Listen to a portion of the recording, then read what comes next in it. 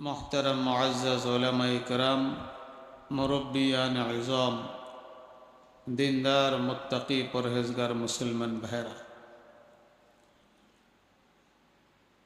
अल्लाह रब्बुल आलमीन अरहमुर राहिमीन कुरानुल करीमेर मध्य तार बान्दादेरके उद्देश्य करे बोलेছেন, हे आमार बान्दारा, তোমরা পরিপূর্ণভাবে ইসলামের মধ্যে প্রবেশ করো। তোমরা পরিপূর্ণ মুসলমান হয়ে যাও, পরিপূর্ণভাবে ইসলামের মধ্যে প্রবেশ করো। আল্লাহ রাব্বুল আলামিনের চাহিদা, আল্লাহ পাকের মনসা, আল্লাহ রাব্বুল আলামিন এটা চান যে বান্দা পরিপূর্ণ ইসলামের উপরে ওঠো, পরিপূর্ণ দিন মানব, পরিপূর্ণ ইসলামের উপরে ওঠক, এটাই আল্লাহ পাক চান। আংশিক দিনকে আল্লাহ রাব্বুল আলামিন পছন্দ করেন না। দিনের সমস্ত বিধিবিধান আল্লাহ পাক নাজিল করেছেন মানুষের আমলের জন্য, মানুষ যেন এই পরিপূর্ণ বিধানের উপরে আমল করে, এই জন্যই আল্লাহ তাআলা পূর্ণ দিন নাজিল করেছেন। অতীতে যারা ছিল, ইহুদিরা ছিল, তারা পরিপূর্ণ দিন মানত না। তাদের সুবিধা মতে যেগুলো হতো ওগুলো মানত, স্বার্থের বিরুদ্ধে যদি আঘাত লাগতো তাহলে ওগুলো মানত না। তো আল্লাহ পাক তাদের এই আচরণকে আল্লাহ পাক প্রত্যাখ্যান করেছেন। আল্লাহ পাক বলেছেন, আফাতুমিনুনা বিবাদিল কিতাবি ওয়া তাকফুরুনা বিবাজ, কিতাবুল্লাহর একটা অংশ তোমরা মানো আর কিছু অংশ মানো না, এটা আল্লাহর নিকট গ্রহণযোগ্য না। এই জন্য আল্লাহ পাক এটাই চান যে বান্দা পূর্ণ দিনের উপরে আমল করো। আংশিক দিনের উপরে আমল করা এটা আল্লাহ পাকের উদ্দেশ্য না, চাওয়া না। বান্দার কাছ থেকে আল্লাহ এটাই চান যে বান্দা শতভাগ দিনের উপরে চলক, পূর্ণাঙ্গ ইসলামের উপরে ওঠক, পূর্ণাঙ্গভাবে ইসলামের বিধিবিধানগুলো পালন করুক, এটাই আল্লাহ পাক চান। আর যখন কোনো মানুষ পূর্ণাঙ্গ ইসলামের উপরে উঠবে, ইসলামের মধ্যে পরিপূর্ণভাবে প্রবেশ করবে, তখন আল্লাহ রাব্বুল আলামিনের পক্ষ থেকে ওই বান্দার কলবের ভিতরে একটা নূর আল্লাহ তাআলা দান করবেন। আফামান শারাহাল্লাহু সাদরাহু আলা লিল ইসলাম ফাহু আলা নূরিম মির রাব্বি, যার অন্তরে ইসলাম প্রবেশ করছে, যার অন্তরকে আল্লাহ তাআলা পূর্ণাঙ্গ ইসলামের জন্য উন্মুক্ত করে দিয়েছেন, উন্মোচিত করে দিয়েছেন, আল্লাহ পাকের পক্ষ থেকে তার দিলের ভিতরে নূর আসবে, হেদায়েতের নূর, ঈমানের নূর, আল্লাহ পাকের মহাব্বত আর ভালোবাসার নূর। এই জন্য পূর্ণ ইসলাম যখন কেউ মানে, পূর্ণাঙ্গ ইসলামের উপরে ওঠে, তখন আল্লাহ পাকের পক্ষ থেকে যে নূর দেওয়া হয়, ওই নূর প্রাপ্তির পরে মানুষ আর কোনো দিন অন্যায় কাজ করতে পারে না, না হক পথে চলতে পারে না, তখন মানুষ হকের উপরেই চলতে থাকে। যারা পূর্ণাঙ্গ ইসলামের উপরে উঠবে, তখন মানুষ অন্যায় পথে চলতে পারে না, তখন মানুষ হকের উপরেই চলে।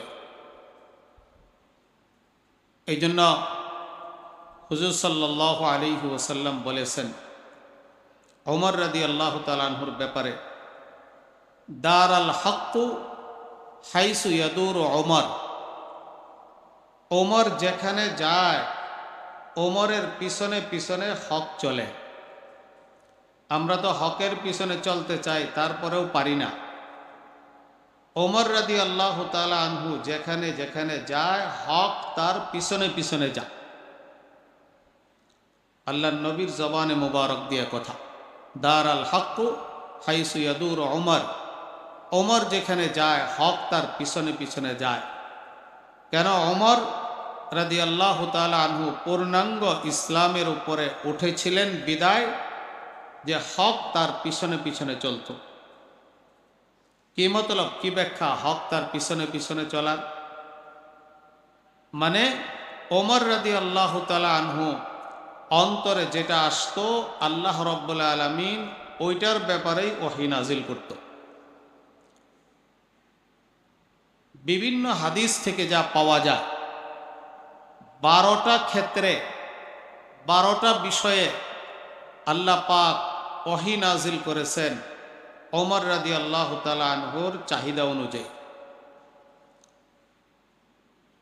তার মধ্যে একটা হলো ইসলামের প্রথম যুগে পর্দা ছিল না, বেপর্দায় থাকতো মেয়েরা। আল্লাহর নবীর স্ত্রীগণও পর্দা করতেন না, বেপর্দাই থাকতেন। তো আল্লাহর নবীর কাছে যখন মানুষেরা যাইতো তো আল্লাহর নবীর স্ত্রীরাও অনেক সময় পাশে থাকতেন। তো ওমর রাদিয়াল্লাহু তাআলা আনহু হুজুর সাল্লাল্লাহু আলাইহি ওয়াসাল্লামকে বললেন, ইয়া রাসূলুল্লাহ, ইয়াদখুলু আলাইকাল বাররু ওয়াল ফাজিরু। আপনার কাছে তো ভালো মানুষও আসে, খারাপ মানুষও আসে, আপনার দরবারে বসে বদ চরিত্রের মানুষও আসে। তো আপনি যদি আপনার স্ত্রীদেরকে পর্দার হুকুম দিতেন তাহলে ভালো হতো। কারণ খারাপ মানুষ, বদ চরিত্রের মানুষ, যাদের চক্ষু ভালো না, তারা তো আপনার স্ত্রীদের দিকে খারাপ দৃষ্টিতে নজর করবে। তো আপনি যদি আপনার স্ত্রীদেরকে পর্দা করাইতেন তাহলে ভালো হতো। কিন্তু হুজুর সাল্লাল্লাহু আলাইহি ওয়াসাল্লাম তো ওমা ইয়ানতিকু আনিল হাওয়া ইন হুয়া ইল্লা ওয়াহয়ু ইউহা, ওহীর মাধ্যমে আল্লাহর নবী পরিচালিত। নিজের ব্যক্তিগতভাবে কোনো হুকুম দিতেন না যতক্ষণ পর্যন্ত ওহী না আসতো। তো এখনো পর্যন্ত যেহেতু পর্দার ব্যাপারে কোনো ওহী আসে নাই, এই জন্য হুজুর সাল্লাল্লাহু আলাইহি ওয়াসাল্লাম পর্দার হুকুমও দিতেন না। কিন্তু ওমর রাদিয়াল্লাহু তাআলা আনহু বারবার তাকিদ দিয়ে যাইতেছিলেন এবং বিভিন্নভাবে চেষ্টা করতেছিলেন যে কিভাবে পর্দার বিধান নাজিল হয়। আল্লাহ নবীর স্ত্রীদের মধ্যে একজন ছিলেন হযরতে সৌদা রাদিয়াল্লাহু তাআলা আনহা। তিনি একটু মোটা এবং উঁচু লম্বা ছিলেন। তো এক সময় ইসলামের প্রথম যুগে বাসাবাড়িতে বাথরুমের ব্যবস্থা ছিল না, বাহিরেই ইস্তেঞ্জা করা হতো, মাঠে ময়দানে। স্বয়ং রসুলে পাক সাল্লাল্লাহু আলাইহি ওয়াসাল্লামও বাহিরেই ইস্তেঞ্জা করতেন ইসলামের প্রথম জীবনে। তো আল্লাহ নবীর স্ত্রীগণ শুধু রাতে রাতে বের হইতেন বড় ইস্তেঞ্জার জন্য। তো একবার রাতে ইস্তেঞ্জার জন্য বের হইছেন, লম্বা মানুষ ওমর রাদিয়াল্লাহু তাআলা আনহু দেখে ফেলছেন। আর রাতের বেলায় বলছেন, ইয়া সৌদা ইন্না কাদ আরাফনাকি, হে সৌদা, আপনারে কিন্তু আমরা চিনে ফেলাইছি। এই কথা বলার উদ্দেশ্য ছিল যেন ওনারা পর্দা করে, একটু হিট দেওয়াই উদ্দেশ্য ছিল।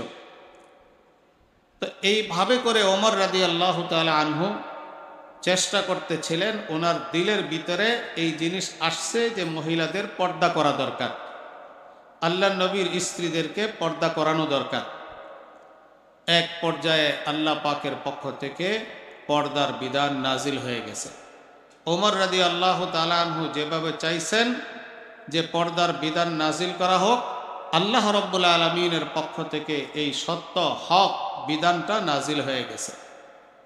এরকমভাবে আরও 12টা বিষয় যেখানে ওমর রাদিয়াল্লাহু তাআলা আনহু যেটা চাইছেন আল্লাহ পাক ওইটাই নাজিল করেছেন।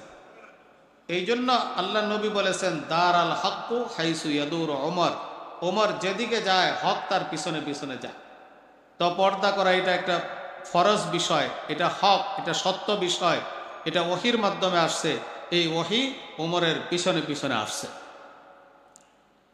আরেকটা বিষয় আছে, বাইতুল্লাহ শরীফে তওয়াফ করার পরে মাকামে ইব্রাহিমে 2 রাকাত নামাজ পড়তে হয়। আগে তো সুযোগ ছিল মাকামে ইব্রাহিমে নামাজ পড়ার, কিন্তু এখন আর ওই সুযোগ নাই। এখন হারাম শরীফের যে কোনো জায়গায় নামাজ পড়লেই চলবে, ভিড় হয় মানুষের। তো সর্বপ্রথম শুধু তওয়াফ করা হতো, তওয়াফের পরে 2 রাকাত নামাজ পড়া হতো না, এই বিধান ছিল না। ওমর রাদিয়াল্লাহু তাআলা আনহু হুজুর সাল্লাল্লাহু আলাইহি ওয়াসাল্লামকে বললেন, হুজুর আপনি যদি তওয়াফের পরে এই মাকামে ইব্রাহিমে যদি 2 রাকাত নামাজ পড়তেন তাহলে ভালো হতো। যেদিন ওমর রাদিয়াল্লাহু তাআলা আনহু এই প্রস্তাব দিয়েছেন, ওই দিনই সন্ধ্যাবেলা আয়াত নাজিল হয়েছে, অত্তাখিযু মিন মাকামি ইব্রাহিম মুসাল্লা, মাকামে ইব্রাহিমে আপনি 2 রাকাত নামাজ পড়েন। ওমর রাদিয়াল্লাহু তাআলা আনহুর দিলের ভিতরে হক এমনিই চলে আসতো। কেন? পূর্ণাঙ্গ দ্বীনের উপরে যখন উঠছে, পূর্ণাঙ্গ ইসলাম যখন মানছে, তখন আল্লাহ পাক দিলের ভিতরে, ব্রেনের মধ্যে, চিন্তা চেতনার ভিতরে, রগে রক্তের মধ্যে হককে আল্লাহ তাআলা মিশায় দেয়, সত্যকে আল্লাহ তাআলা মিশায় দেয়। এটা তো 2টা কথা বললাম, আরও 10টা, মোট 12টা জায়গায় এমন আছে যেখানে ওমর রাদিয়াল্লাহু তাআলা আনহুর চিন্তা চেতনা অনুযায়ী, ওমর রাদিয়াল্লাহু তাআলা আনহুর সিদ্ধান্ত অনুযায়ী আল্লাহ পাকের পক্ষ থেকে ওহী নাজিল করা হয়েছে, বিধান নাজিল করা হয়েছে। এই জন্য বলতেছিলাম, যখন কোনো মানুষ পূর্ণাঙ্গ দ্বীনের উপরে চলবে, আর আল্লাহ পাক এটাই চান, আংশিক দ্বীনের উপরে মানুষ চলুক, এটা আল্লাহ পাক চান না। আর এই জন্য তো আল্লাহ তাআলা পূর্ণাঙ্গ দ্বীন নাজিল করেন নাই যে মানুষ কিছু মানবে কিছু মানবে না, পূর্ণাঙ্গ দ্বীন মানতে হবে। আল্লাহ পাকের চাওয়া এটাই, যদি কোনো ব্যক্তি পূর্ণাঙ্গ দ্বীন মানতে পারে, দুনিয়া এবং আখিরাতের যত সফলতা আছে ওই ব্যক্তির পায়ে চুমু দিবে।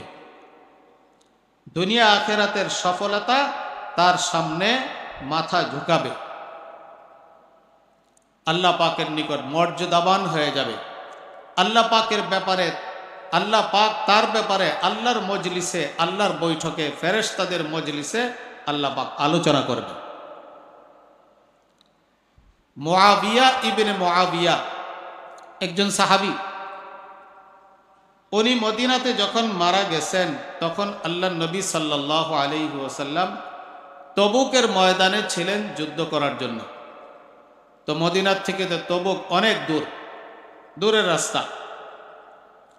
একদিন হঠাৎ করে সকালবেলা আল্লাহর নবী উঠলেন, আর সূর্য ওঠার পরে দেখতে পেলেন যে আজকে সূর্যের আলো একটু বেশি মনে হইতেছে, অন্য দিনের তুলনা আজকে সূর্যের আলো একটু বেশি। ওই তবুকের প্রান্তরেই জিবরাইল আমিন আল্লাহ নবীর কাছে গিয়েছেন। আল্লাহ নবী বলেছেন যে জিবরাইল, আজকে তো সূর্যের আলো একটু বেশি মনে হইতেছে, একটু ঝলমল করতেছে। তো জিবরাইল আমিন বলেছেন যে না, সূর্যের আলো তো অন্য দিনের তুলনা আজকে খুব বেশি না, বরঞ্চ আজকে একটু ঝলমল বা উজ্জ্বলতার কারণ হলো আপনার প্রিয় সাহাবী মুআবিয়া ইবনে মুআবিয়া মদিনাতে ইন্তেকাল করেছেন। এই আল্লাহর প্রিয় বান্দা, আল্লাহর মোহাব্বতের বান্দা ইন্তেকাল করার কারণে আল্লাহ তাআলা জমিনে অসংখ্য অগণিত নূরের ফেরেশতা পাঠাইছেন। এই অসংখ্য অগণিত নূরের ফেরেশতা পাঠানোর কারণে, এই ফেরেশতাদের নূরের কারণে আজকে আলোর মধ্যে একটু ঝলমল বেশি দেখা যাইতেছে। এরপরে জিবরাইল আমিন আল্লাহ নবীকে বললেন, ইয়া রাসূলুল্লাহ, শুধু তাই না, ফেরেশতা পাঠাইছেন আল্লাহ পাক এতটুকুর মধ্যে সীমাবদ্ধ না, বরঞ্চ আল্লাহ পাকের পক্ষ থেকে হুকুম আসছে আপনি আপনার এই প্রিয় সাহাবীর জানাজা পড়াবেন। আল্লাহ নবী বলেছেন, আমি তো তবুকের প্রান্তে আছি, আর আমার ওই সাহাবী তো মদিনাতে আছে, আমি জানাজা কিভাবে পড়াইব? জিবরাইল আমিন বলেন, আল্লাহ পাক আমাকে হুকুম করেছেন আমি যেন তার জানাজার খাটিয়াকে উঠায়া আপনার সামনে নিয়ে আসি, আর আপনি তার জানাজা পড়াই দেন। এইভাবে করে মুআবিয়া ইবনে মুআবিয়ার জানাজার খাটিয়া পুরা লাশটাকে জিবরাইল আলাইহিস সালাতু ওয়াস সালাম মুহূর্তের মধ্যে তাবুকের ময়দানে আল্লাহ নবীর সামনে পেশ করলেন।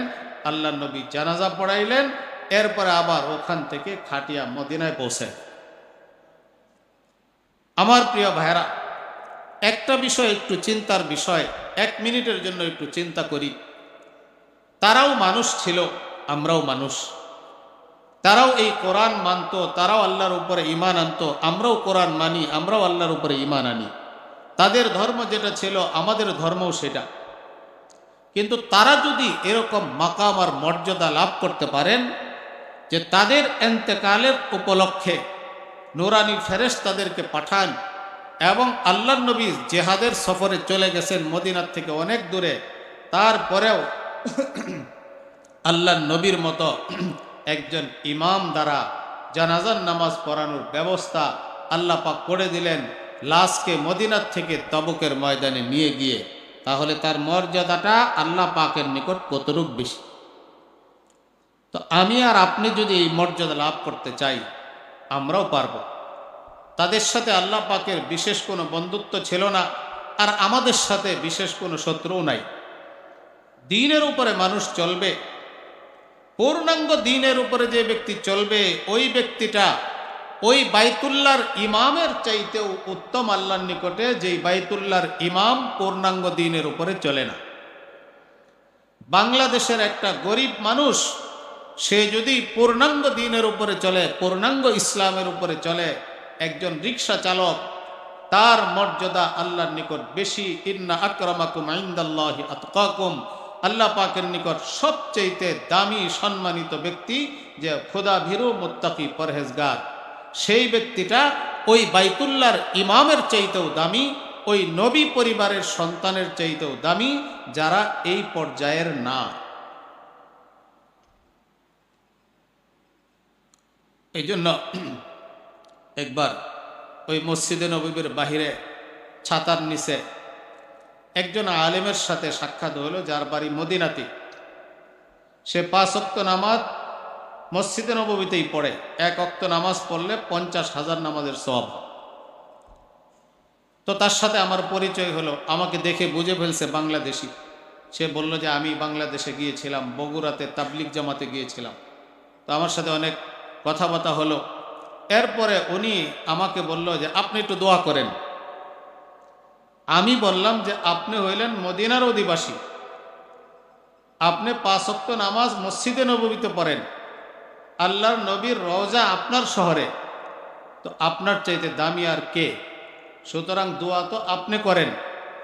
তো উনি আমাকে শোনায় দিলেন যে মদিনাবাসীর মর্যাদা আল্লাহর নিকট বেশি না, ইন্না আকরামাকুম ইনদাল্লাহি আতকাকুম, এই আয়াত শোনায় দিন। আল্লাহর নিকট সম্মানিত ব্যক্তি যে মুত্তাকি পরহেজগার।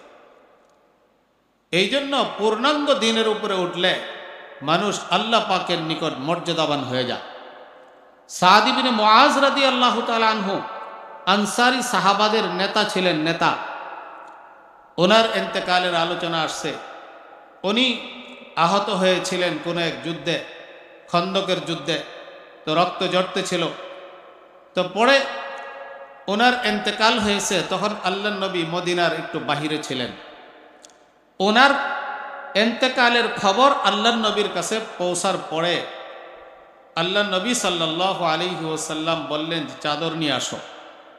আগের যুগে আরবদের পোশাক ছিল, একটা চাদর লুঙ্গির মতো করে পরতো, আর একটা চাদর গায়ে দিত। আবার জুব্বাও ছিল। বেশিরভাগ এক জোড়া কাপড় পরতো, একটা চাদর লুঙ্গির মতো করে আর একটা গায়ে দিত। আল্লাহ নবী বলেন যে একটা তো লুঙ্গির মতো করে পড়েছেন, আমার চাদর নিয়ে আসো। চাদর গায়ে দিয়ে আল্লাহ নবী রওনা হয়ে গেলেন সাদ ইবনে মুআজকে দেখার জন্য।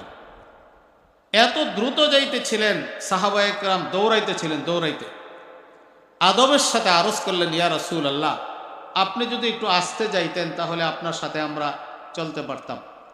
আল্লাহর নবী তখন বলেছেন যে তাড়াতাড়ি চলো, এমন যেন না হয় যে হযরতে সাদ ইবনে মুআজকে আমরা গোসল দেওয়ার আগেই ফেরেশতারা গোসল দিয়ে দিবে।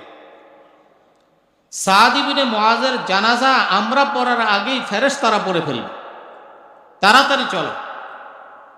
দেখেন কত বড় মর্যাদা।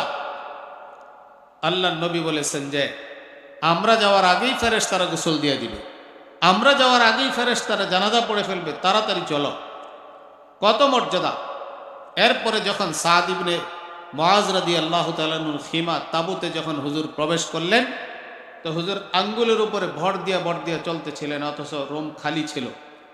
সাহাবারা জিজ্ঞাসা করলেন, আঙ্গুলের উপরে ভর দিয়া চলতেছেন কেন, ঘর তো খালি? আল্লাহর নবী বলেন, সাদ ইবনে মুআজের ইন্তেকালের কারণে আল্লাহ তাআলা ৭০,০০০ ফেরেশতা পাঠাইছে, ঘর ভরা ফেরেশতা আঙ্গুলের উপর ভর দিয়া চলতেছিলেন। বুখারী শরীফের হাদিসে আসছে, ইহতাজ্জা আরশুর রহমান, আল্লাহর আরশ হেলে গেছে, নড়াচড়া শুরু হয়ে গেছে ফেরেশতাদের ছোটাছুটির কারণে, যে আজকে আমাদের কাছে সাদ ইবনে মুআজের রূহ আসতেছে, সাদ ইবনে মুআজের রূহ আসতেছে। এই আনন্দে সাদ ইবনে মুআজ দুনিয়া ছেড়ে আজকে আমাদের কাছে চলে আসতেছেন। এই আনন্দে ফেরেশতাদের মধ্যে আনন্দের বন্যা বয়ে গেছে। এমন ব্যক্তি ছিলেন, নিজেকে এমন ভাবে বানাইছেন, নিজেকে পূর্ণাঙ্গ, নিজের গর্দানটাকে, মাথাটাকে ইসলামের সামনে, ইসলামের বিধিবিধানের সামনে, আল্লাহর হুকুমের সামনে এইভাবে করে ঝুঁকায় দিছেন। আমি বলেছিলাম ওই বুস্তা এক কিতাব আছে, শেখ সাদি রহমতুল্লাহ আলাইয়ের কিতাব। শেখ সাদি রহমতুল্লাহ আলাই বলেন, আমি একদিন বের হয়েছি মরুভূমির ভিতরে, তো দেখি যে এক আল্লাহওয়ালা বাঘের পিঠে বসে আসতেছে। তো এটা দেখে তো আমার পায়ের মধ্যে কাঁপুনি শুরু হয়ে গেল। সামনে বাঘ, বাঘের উপরে এক মানুষ, ভয়ে কাঁপতেছিলাম। তো ওই আল্লাহর ওয়ালা বাঘের পিঠের থেকে বসে আমাকে বলতেছিল, হ্যাঁ শেখ সাদি, ভয়ের কোনো কারণ নাই, তুমি তোমার এই অর্ধ হাত গর্দানটাকে, মাথাটাকে, ঘাড়টাকে আল্লাহর হুকুমের সামনে ঝুঁকায় দাও, দুনিয়ার বড় বড় জানোয়ার তোমার সামনে মাথা ঝুঁকাতে প্রস্তুত। এই জন্য আল্লাহর হুকুমের সামনে যদি আমি মাথা ঝুঁকাই, আল্লাহ তাআলা পুরা দুনিয়াকে আমার সামনে ঝুঁকায় দিবে, আমার সামনে ঝুঁকায় দিবে। দুনিয়ার সব জরুরত আল্লাহ তাআলা পূরণ করবেন, সব প্রয়োজন আল্লাহ তাআলা পূরণ করবেন। যে বান্দা আল্লাহ তাআলার সব কথা শুনবে, তো আল্লাহ তাআলা বান্দার সব কথা শুনবে। আমি যদি আল্লাহর সব কথা শুনি, সব হুকুম পালন করি, আল্লাহ আমার সব কথা শুনবে। এই জন্য আমরা একটু মোনাজাত করি, তো দেখা যায় যে অনেক সময় অনেক কথা বলি, কবুল হয় না, কারণ আমরা তো আল্লাহর সব কথা শুনি না। আল্লাহ আমার সব কথা কিভাবে শুনবে? এই জন্য আমরা আল্লাহর সব কথা যদি শুনি, আল্লাহ পাক আমাদের সব কথা শুনবে। দুনিয়ার পিছনে ছুটতে হবে না। আল্লাহর পিয়ারা বান্দারা যারা ছিল, তারা আল্লাহর গোলামি করত, আল্লাহর সব কথা শুনত, আল্লাহ পাক তাদের জরুরত পূরণ করে দিত। কাসেম নানতবী রহমতুল্লাহ আলাই, এই ভারতের দেওবন্দ মাদ্রাসার যিনি প্রতিষ্ঠাতা ছিলেন, এত বড় আল্লাহওয়ালা ছিলেন, আশিকে রসুল ছিলেন, যে প্রতি সপ্তাহে আল্লাহর নবীকে স্বপ্ন যুগে দেখতেন। এরকম মর্যাদাবান ব্যক্তি ছিলেন। তো একদিন মসজিদে বসা এক লোক এক টাকার থয়লা নিয়ে আসছে। আগের যুগে কয়েল ছিল, রূপার মুদ্রা ছিল। থয়লা নিয়ে আসছে যে হজরত, ये आपके लिए হাদিয়া, এটা আপনার জন্য হাদিয়া দিলাম। তো উনি বলল যে মুঝে জরুরত नहीं है, এত টাকার আমার প্রয়োজন নাই, আমার যা প্রয়োজন সেটা আছে আমার কাছে। তো অনেক পীড়াপিড়ি করলেন যে হজরত এটা আপনি নিয়ে নেন, আমি খুশি খুশি আপনার জন্যই নিয়ে আসছি। উনি নিতে রাজি হলেন না, যে আমার এটা প্রয়োজন নাই। এক পর্যায়ে বললেন, তাইলে হুজুর আপনি এক কাজ করেন, এটা আপনি নিয়ে নেন, নিয়ে আপনি গরিব দুঃখীদের মাঝে বিতরণ করে দিয়েন, দান করে দিয়েন। তো কাসেম নানতবী বললেন যে তোমার টাকা আমি দান করব, তো তুমি গরিব দুঃখীদের মাঝে বিতরণ করে দাও, এটা তো আরো ভালো, আমি কেন দিব, তুমি দিয়া দাও।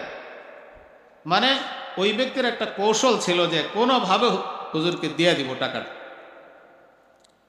এরপরে কোনোভাবেই উনি রাখলেন না কাসেম নানতুবি রহমতুল্লাহ আলাই। আসার সময় যাওয়ার সময় ওই মসজিদের বাহিরে জুতা ছিল, জুতা, ওই জুতার ভিতরে 40,000 রুপি ছিল ওই যুগের, 2 জুতার ভিতরে ঢুকাই দিয়ে চলে গেছে। এরপরে যে উনি যখন উঠছেন সাথী সঙ্গীদেরকে নিয়ে, আলেম উলামাদেরকে নিয়ে, জুতা পরবেন, দেখে যে জুতা ভরা ওই যে ওই পয়সা টাকা যেটা ছিল থইলা ভরা।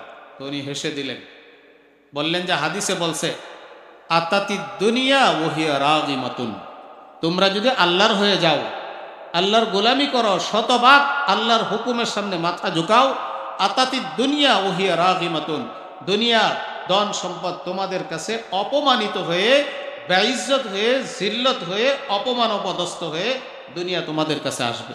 গ্রহণ করি নাই, এই টাকা এখন আমার জুতার মধ্যে এসে গেছে। অপমান হয়ে জুতার মধ্যে আসা মানে কি? অপমান হয়ে আসা। এইভাবে করে আসতো। এই জন্য আল্লাহ নবী সাল্লাল্লাহু আলাইহি ওয়াসাল্লাম বলেছেন, তোমরা পূর্ণাঙ্গভাবে ইসলামের মধ্যে প্রবেশ করো। আল্লাহ পাক বলেছেন পূর্ণাঙ্গভাবে ইসলামের মধ্যে প্রবেশ করো।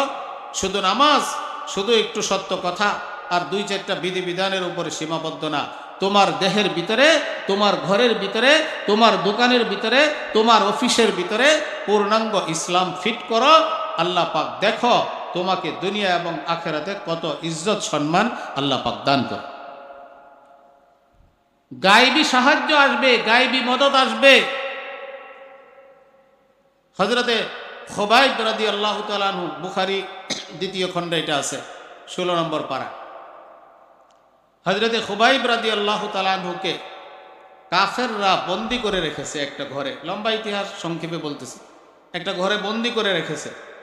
তখন চলতেছিল আশহুরুল হুরুম, যে মাসে মারা নিষেধ।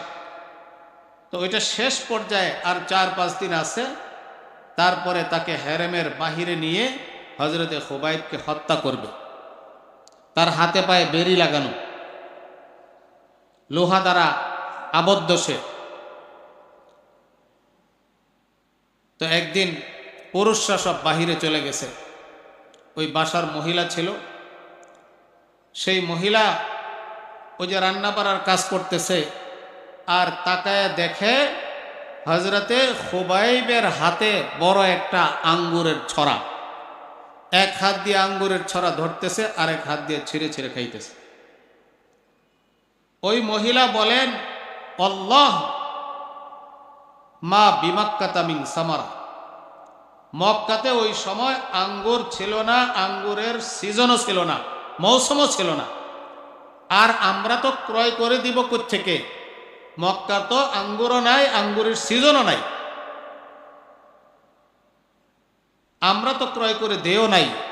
হাতে পায়ে বেরি লাগানো, অথচ সে আঙ্গুর ছিঁড়ে ছিঁড়ে খাইতেছে। হাযা রিজকুম মিনাল্লাহ, এটা আল্লাহ পাকের পক্ষ থেকে রিজিক। বেমৌসম, মৌসুম ছাড়া আল্লাহ রাব্বুল আলামিন তাকে এই ফল খাওয়াইছেন। জেলখানায় আবদ্ধ, কয়েদি অবস্থায় আল্লাহ তাআলা তাকে ফল খাওয়াইছেন। কেমন মানুষ ছিল তারা, নিজেকে কেমন বানাইছে আল্লাহ পাকের নিকট, কেমন দামি, যে 2 দিন পরে মারা যাবে, আর এখন আল্লাহ তাআলা গায়েব থেকে তাকে ফলের ব্যবস্থা করতেছে। এরকম আরো বহু ঘটনা আছে যাদেরকে আল্লাহ তাআলা গায়েবী ভাবে রিজিক দিয়েছেন। এরপরে হযরতে খুবাইব রাদিয়াল্লাহু তাআলা আনহু ওই মহিলাকে বললেন যে, আমাকে যেহেতু হত্যাই করে ফেলবে, আমাকে একটা খুর দাও, যে খুর দিয়ে আমি নিজের একটু চুল টুল পরিষ্কার করি, নিজেকে প্রস্তুত করে নেই, যেহেতু মৃত্যু বরণ করতে হবে। তো একটা খুর হাতে দিছে। কিছুক্ষণ পরে ওই মহিলার একটা ছোট বাচ্চা দৌড়ে চলে আসছে হযরতে খুবাইবের কাছে। খুবাইব বেরি পড়ানো। খুবাইব ওই বাচ্চাটাকে, ছোট বাচ্চাটাকে, 2-3 বছরের বাচ্চা, কুলে রানের উপরে উঠাইছেন, উঠায় আদর করতেছে, আর হাতে খুর। হঠাৎ করে ওই মহিলার নজর পড়ে গেল এই খুবাইবের দিকে। খুবাইবের হাতে খুর আর আমার বাচ্চা খুবাইবের রানের উপরে। মহিলা তো ঘাবড়ে গেল যে আমরা খুবাইবকে 2 দিন পরেই হত্যা করব, আর এখন বাড়িতে কোনো পুরুষ মানুষ নাই, খুর হাতে এই বাচ্চাকে যদি খুবাই মেরে ফেলে, যে আমাকে যেহেতু মারবেই, এই বাচ্চাকে মারবে। ঘাবড়ে গেছে মহিলা। হযরতে খুবাইব রাদিয়াল্লাহু তাআলা আনহু বললেন যে আমরা আল্লাহর নবীর সাহাবী, আমরা মুসলমান, আল্লাহর নবীর আদর্শে আদর্শিত। আল্লাহর নবী বলেছেন শিশুদেরকে হত্যা করা নিষেধ যুদ্ধক্ষেত্রে। তুমি ভয় পাইতেছ, তোমরা আমার উপরে জুলুম করতেছ, আমাকে হত্যা করতেছ, ঠিক আছে, কিন্তু আল্লাহর নবীর আদর্শে আদর্শিত ওই বাচ্চাকে আদর করার জন্যই আমার কোলে বসাইছি, তাকে হত্যা করব না। ছেড়ে দিয়েছে। এটা হলো ইসলামের আদর্শ। আজকে ইসলাম আমরা জানি, বুঝি, জানি না, বুঝি না, এই জন্য ইসলামের উপরে আমল করেও নাই। 3 কারণে মানুষ হত্যা জায়েজ আছে, চতুর্থ কোনো কারণ ইসলামের মধ্যে নাই। লা ইয়াহিল্লু দামু মরিইন মুসলিমিন ইল্লা বিইহদা সালাস। তিরমিজি শরীফের আবওয়াবুল ফিতানের ভিতরে এই হাদিস আছে। 3 কারণের এক কারণ, 1 নম্বর হলো জানান বাদা ইহসান। বিবাহিত পুরুষ এবং মহিলা যদি জেনা করে, বিবাহিত পুরুষ বা মহিলা যদি জেনা করে, তাহলে তাকে হত্যা করতে হবে, পাথর মেরে হত্যা করতে হবে। এটা ইসলামের বিধান।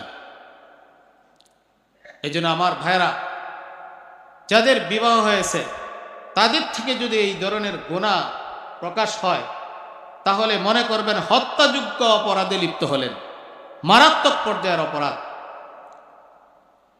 এই জন্য যাদের বিবাহ হয়েছে তারা যেন এই জেনা থেকে, সবাই তো বাঁচবে, তাদের বড় সতর্ক থাকা দরকার। প্রয়োজনে আরেক বিবাহ করো, শর্ত সাপেক্ষে। ইসলামের মধ্যে একাধিক বিবাহ জায়েজ, শুধু জায়েজ না, বরংস মামদুহ, প্রশংসনীয়, নিন্দনীয় না, শর্ত সাপেক্ষে।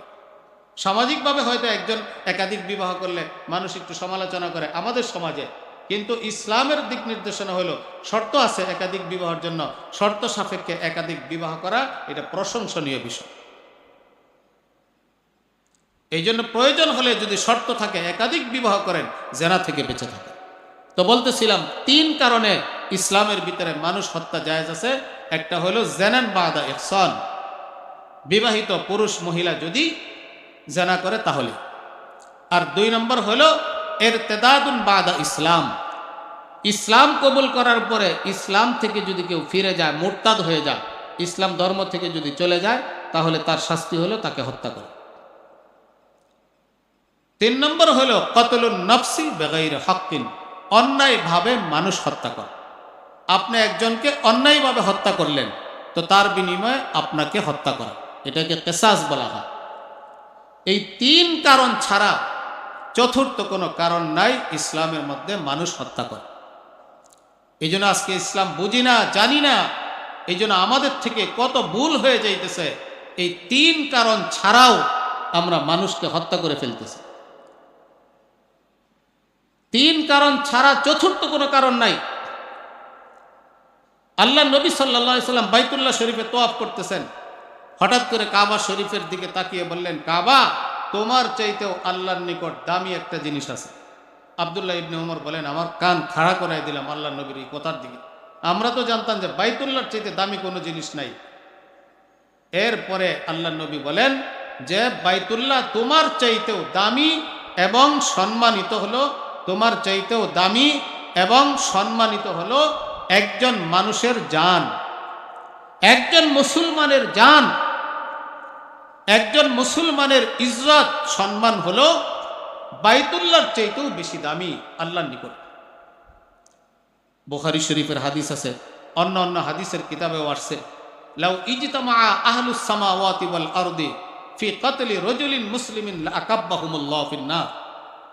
একজন মুসলমানকে হত্যা করার মধ্যে যদি জমিনের বাসিন্দারা এবং আসমানের বাসিন্দারা, জমিনের সমস্ত মানুষ, আসমানের সমস্ত ফেরেশতারা যদি একজন মানুষটা একজন মুসলমানকে হত্যা করার মধ্যে জড়িত হয়, আল্লাহ বলেন একজন মুসলমানের কারণে লাআকাব্বাহুমুল্লাহু ফিন নার, এই সবাইকে আমি জাহান্নামে নিক্ষেপ করব, আমি পরোয়া করব। একজন মুসলমানের মর্যাদা এত বেশি। এই জন্য ভাই, আল্লাহ রাব্বুল আলামিন আমাদেরকে ইসলাম বুঝার তৌফিক দান করুক, ইসলাম মানার তৌফিক দান করুক। এই জন্য সর্বস্তরের মানুষকে আমরা মিম্বর থেকে আহ্বান করি, ইসলামের মধ্যে আসেন, ইসলাম পড়েন, ইসলাম বুঝেন, ইসলাম মানেন। আপনার ব্যক্তি জীবনে শান্তি আসবে, পারিবারিক জীবনে শান্তি আসবে, সামাজিক জীবন, রাষ্ট্রীয় জীবনে যত ধরনের বিশৃঙ্খলা আছে সব দূর হয়ে যাবে যদি ইসলামের মধ্যে আসেন, ইসলামের বিধানের উপরে আসেন, আল্লাহ আল্লাহর রসুলের অনুসরণ করেন। দুনিয়াতে কোনো বিশৃঙ্খলা থাকবে না। এই জন্য আসুন আমরা সকলেই কোরআন সুন্নার দিকে ধাবিত হই, নিজেকে কোরআন সুন্নার সামনে ঝুঁকিয়ে দেই, পূর্ণাঙ্গ মুসলমান হওয়ার চেষ্টা করি। আল্লাহ পাক আমাদের সকলকে তৌফিক দান করুন। ও আখিরু দাওয়ানা আনিল হামদুলিল্লাহি রাব্বিল আলামিন। আসসালামু আলাইকুম ওয়া রাহমাতুল্লাহি ওয়া বারাকাতুহু।